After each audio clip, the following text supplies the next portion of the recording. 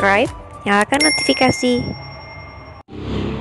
Halo teman-teman semua, kembali lagi di channel Dr. Mom bersama saya Weni Maulida.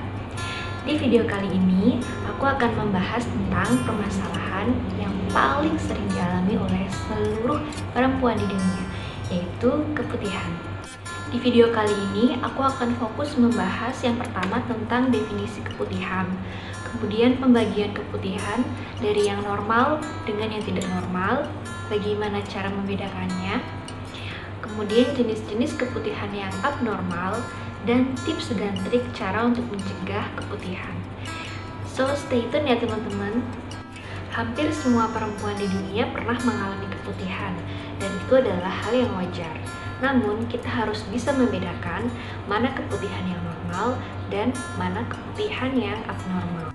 Keputihan yang normal biasanya terjadi pada bayi perempuan yang baru lahir, pada perempuan usia remaja, kemudian sebelum dan sesudah menstruasi, pada wanita hamil, dan pada kondisi-kondisi stres fisik maupun psikologis. Sedangkan untuk keputihan yang abnormal, penyebab terseringnya adalah karena infeksi.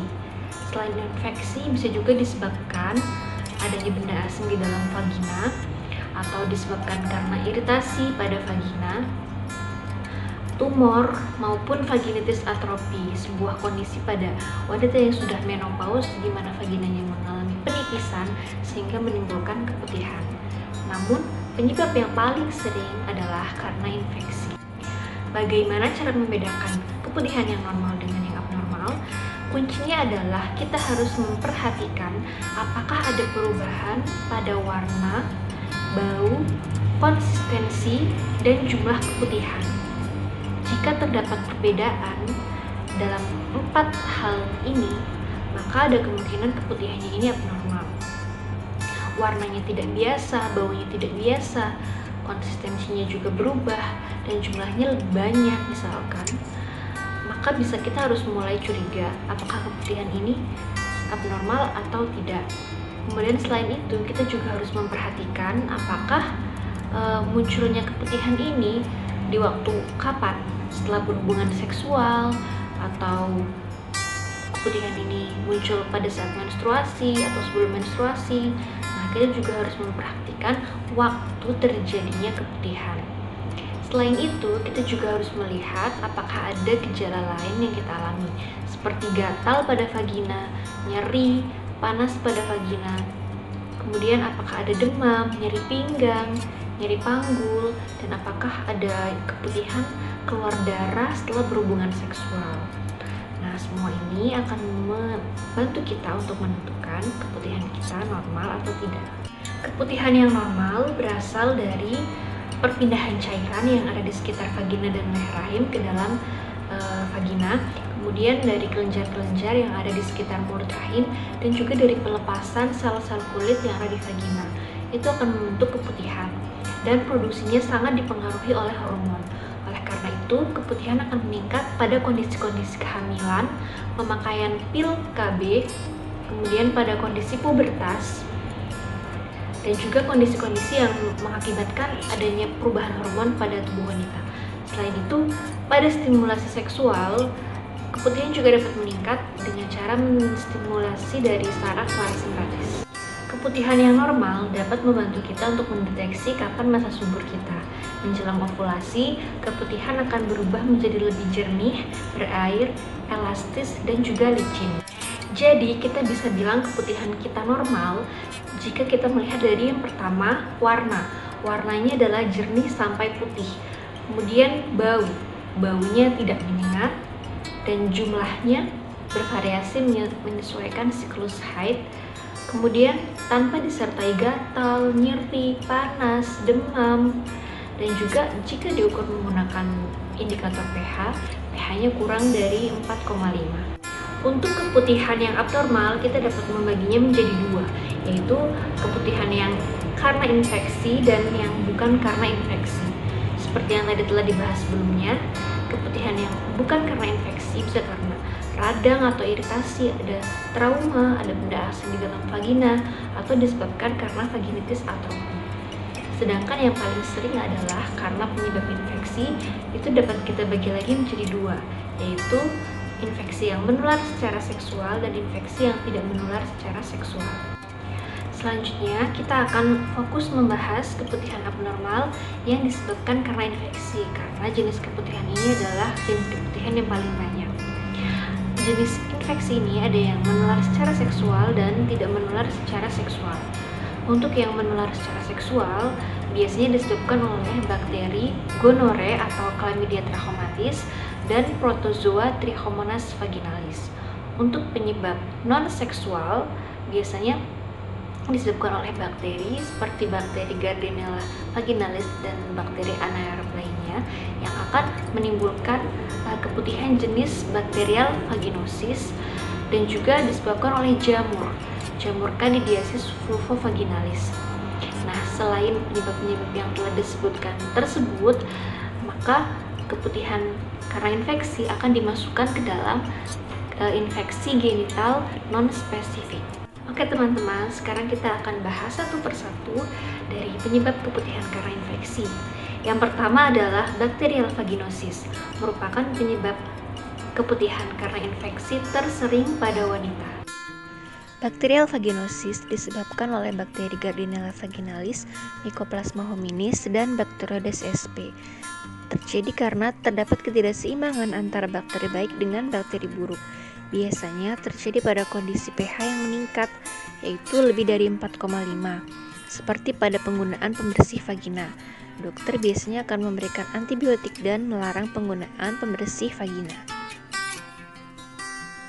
50% pasien tidak memiliki gejala, dan jenis keputihan ini paling umum pada usia reproduksi. Gejala khasnya adalah keputihan yang berwarna putih keabuan, berbau amis seperti ikan, terutama setelah berhubungan seksual. Jumlah keputihannya sedikit sampai sedang, encer, dan homogen. Jarang menimbulkan peradangan seperti nyeri atau gatal pada vagina dan vulva. Untuk menegakkan diagnosis bakterial vaginosis harus memenuhi kriteria AMSEL, yaitu dipenuhi 3 dari 4 kriteria. Kriteria tersebut antara lain keputihan berwarna putih keabuan, pH lebih dari 4,5, terdapat clue cell, dan pada pemeriksaan tes amin didapatkan hasil positif. Pada kehamilan, infeksi bakterial vaginosis dapat menyebabkan kelahiran prematur. Kemudian yang selanjutnya adalah penyebab kedua, yaitu penyebab karena jamur yang akan menyebabkan Candidiasis vulvovaginalis. Ini juga termasuk keputihan yang cukup banyak dialami oleh wanita. Keputihan ini disebabkan oleh jamur Candida sp, di mana Candida dan Lactobacillus sebetulnya merupakan flora normal yang ada di vagina dan menjaga pH vagina tetap dalam rentang normal. Namun pada kondisi-kondisi khusus seperti estrogen tinggi, imun yang rendah, diabetes, ataupun pemakaian antibiotik spektrum luas dapat mengganggu keseimbangan antara Candida dan Lactobacillus, di mana Candida sp akan meningkat dan Lactobacillus akan menurun, sehingga akan menyebabkan infeksi Candidiasis vulvovaginalis.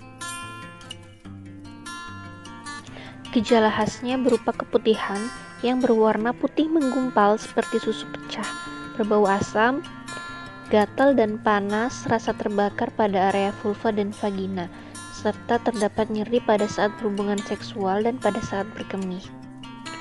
Dokter biasanya akan memberikan obat anti jamur dan melarang penggunaan celana yang terlalu ketat, penggunaan antiseptik vagina, dan pemakaian iritan lokal seperti panty liner atau produk yang berparfum. Faktanya, 75% wanita pernah mengalami Candidiasis vulvovaginalis. Kemudian penyebab yang ketiga adalah karena Protozoa Trichomonas vaginalis. Keputihan ini disebabkan oleh protozoa berflagel, yaitu Trichomonas vaginalis, dan ditularkan melalui hubungan seksual. Pada pemeriksaan akan terlihat gambaran seperti stroberi pada mulut rahimnya. Dan jika kita lihat menggunakan mikroskop, maka akan ditemukan gambaran protozoa berflagel seperti terlihat pada gambar. Gejala khasnya yaitu keputihan berwarna kuning kehijauan, baunya yang apek dan tampak berbusa, jumlahnya juga banyak. Selain itu terdapat gatal dan perih pada vulva serta nyeri pada saat berhubungan, dan terdapat perdarahan setelah hubungan seksual. 10 hingga 50% pasien tanpa gejala. Dokter biasanya akan meresepkan antibiotik dan menyarankan pasien untuk tidak berhubungan seksual terlebih dahulu. Keputihan jenis ini meningkatkan kejadian prematur, berat bayi dan bayi lahir rendah, dan juga radang rahim postpartum, dan meningkatkan transmisi penularan HIV. Untuk penyebab yang keempat adalah karena bakteri gonore. Ini cukup terkenal dan sering disebut kencing nanah jika dialami oleh laki-laki. Keputihan jenis ini disebabkan oleh bakteri Neisseria gonorrhoeae dan pada wanita biasanya tidak bergejala, sedangkan pada laki-laki hampir semuanya bergejala dan sering disebut dengan kencing nanah. Keputihan ini ditularkan melalui hubungan seksual dan kebanyakan mengenai kelompok usia seksual aktif. Pada perempuan, hampir tanpa gejala dan sering tidak terdeteksi. Apabila terdeteksi, biasanya berupa keputihan yang purulen atau bernanah, kadang disertai bercak darah. Pasien biasanya akan diberikan antibiotik dan dilarang berhubungan seksual. Dapat menimbulkan komplikasi di dalam dan di luar saluran reproduksi. Di saluran reproduksi dapat menyebabkan infertilitas. Kemudian penyebab yang terakhir, jika pada pemeriksaan laboratorium sederhana tidak ditemukan penyebab yang spesifik pada keputihan, maka akan dimasukkan ke dalam golongan ini, yaitu golongan infeksi genital non-spesifik. Penyebabnya bisa dikarenakan Chlamydia trachomatis, ureaplasma, urealyticum, atau penyebab yang lain. Faktor resikonya, seksual aktif, sebelum usia 25 tahun, punya banyak pasangan, tidak menggunakan kondom secara konsisten, dan memiliki riwayat infeksi menular seksual sebelumnya. Biasanya tanpa gejala pada 70 hingga 80% kasus.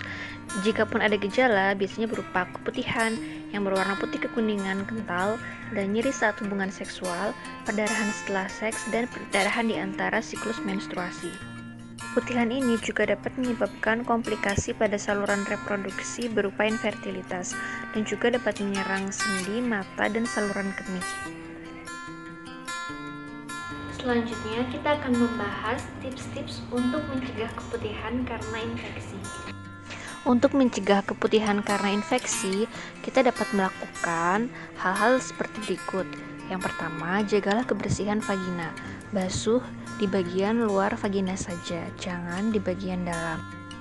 Tidak perlu menggunakan sabun secara langsung pada bagian dalam vagina.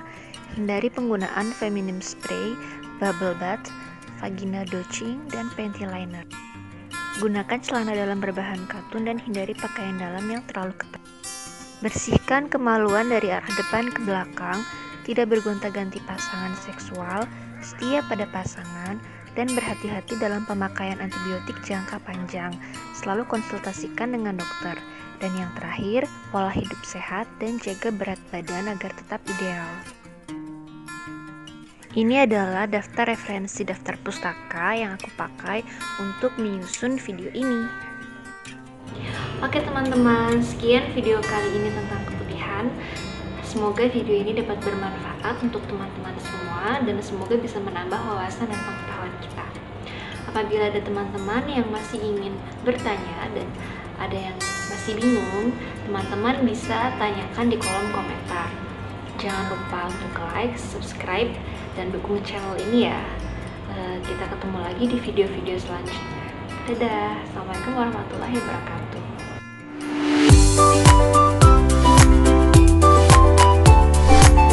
Jangan lupa like, subscribe, nyalakan notifikasi.